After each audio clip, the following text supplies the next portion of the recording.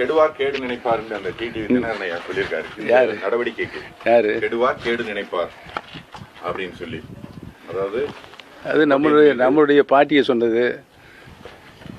யாரு கெடுவார் கேடு நினைப்பவன் தான் கெடுவான்.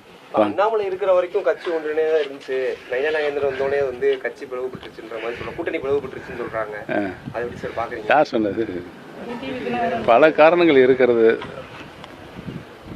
இன்றைக்கு இருக்கிற சப்ஜெக்ட் அண்ணன் செங்கோட்டையுடைய சப்ஜெக்ட்.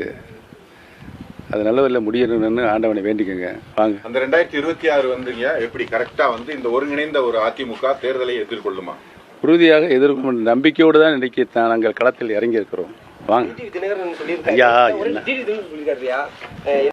வந்து திரும்ப அண்ணாமலை வந்து மாநில தலைவரா ஆனா ஒன்றிணைய வாய்ப்பு இருக்கு, பாஜக கூட்டணிக்கு சேர வாய்ப்பு இருக்குன்னு அவர் சொல்லியிருக்காரு. உங்களோட கருத்து என்ன சார்? அண்ணாமலை திரும்ப மாநில தலைவரானால் ஒன்றிணைவேன்னு சொல்லியிருக்காரு டிடிவி தினகரன். உங்களோட கருத்து என்ன சார்? அனைத்து இந்திய அண்ணா முன்னேற்ற கழகம் ஒன்றிணைவது நான் நல்லபடியே மனப்பூர்வமாக வரவேற்கிறேன். வாங்க. சேருவீங்களா அண்ணாமலை மாநில தலைவரான?